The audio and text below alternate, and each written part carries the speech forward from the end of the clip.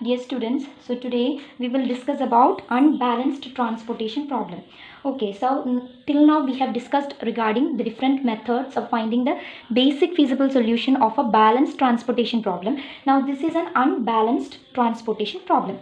Now what is unbalanced transportation problem? As we have already discussed, unbalanced transportation problem means the demand will not be equal to supply. That is, the total demand is not equal to supply. Now let's see the demand of this particular problem. Now you have a problem with 5 destinations and 4 sources. Sources is 1, 2, 3, 4. Destination A, B, C, D, E. The supply is given and the demand is given. Okay. Now let's see what is the total demand. Total demand is 30 plus 20 plus 15 plus 10 plus 20. You have the total demand as 95. Okay. And now you have the supply given. 15 plus 25 plus 42 plus 35, you will get the total supply as 117. Now you know that the demand is not equal to supply. Fine. So therefore the problem is unbalanced. Now in order to make it a balanced problem, now what we should do? Here the demand is lesser than the supply. So you need to add a dummy column, okay, in this particular problem in order to make it balanced. Okay, if it was if demand was higher than supply, then definitely you will have to add a dummy row. Here, since the demand is less than the supply, you have to add dummy column, and this dummy column should have a total demand value as 22. Why 22? 117 minus 95 will give you 22. So the dummy column is added with demand 22. Now look at this. The problem which I have rewritten, okay, the same problem with another dummy column, and the demand for that column is 22. Now you can see that here the supply is again 15 plus 25 plus 42 plus 35, you will get 117, and similarly demand 30 plus 20 plus 15 plus 10 plus 20 plus 22, you will get 117. Now you can see that supply is equal to demand. Okay, now how to solve this problem? You can solve it using any 3 method, that is northwest corner rule, least cost method, or Vogel's approximation method. Whichever method it is okay, it will be the same as how we did in the earlier time. Now only difference is that you have another one more column added with all the values 0, and be careful that the dummy column or dummy row, it should have all the values as 0. Okay, now here I will be using least cost method. Least cost method. Okay, now let's solve this problem using least cost method. Now you know that if we are using northwest corner rule, what we need to do is we need to just start with the northwest corner. Since it is least cost method, I am starting with the least cost. Now look at the whole table. Okay, which is the smallest value? The smallest value is 0, correct? You have all the zeros, you can select any one 0. I am selecting this particular 0. Okay, now look at the supply. Supply is 15 and the demand is 22. So what you need to do is you need to allocate the smallest value, that is 15, make it as 0, and you can cut out the whole row as such. Okay, and since this is 15 is allocated, 22 minus 15, you will get 7 here. Okay, now again look at the whole table. Okay, again the smallest value is 0.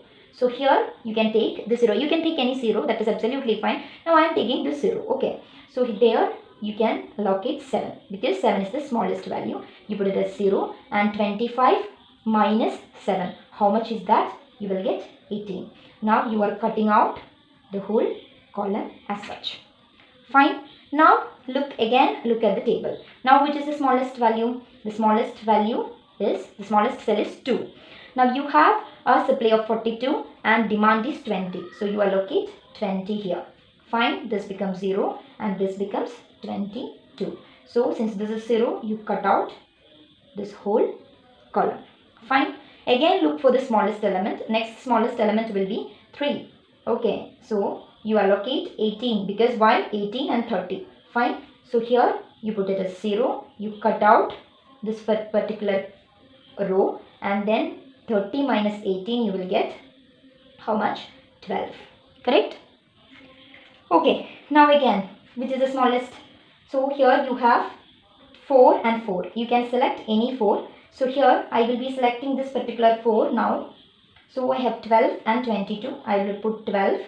This is 0 and this becomes 10. Fine. So I will cut out this particular row.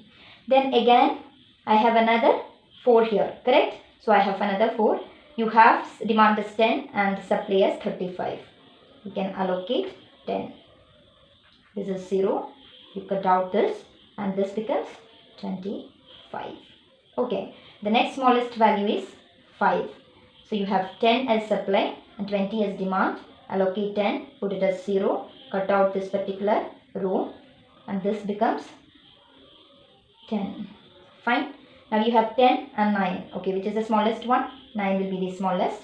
25 and 10. You allocate 10 here. This is 0. This column will be cut and this is 15. Now you see 15. Demand and supply is 15. You allocate 15 in this last cell. Fine. Okay, so this also becomes 0 and this is also 0. Now our minimum cost. Minimum cost will be equal to how much? 15 into 0 plus 18 into 3 plus 7 into 0 plus, see all these things you have to put it inside the bracket, okay, don't confuse. Then plus, you have 7 into 0, okay, then 12 into 4 plus 2 into 20 plus 5 into 10 plus 10 into 15 plus 4 into 10 plus 9 into 10. Okay, so what is your final answer? You get 472 as your answer. Is this clear? Same method you can use for Vogel's approximation as well as northwest corner rule. Just like how we did a balanced problem, same method is used. Okay, the only difference will be you have a dummy row or dummy column according to the question. Okay, thank you students.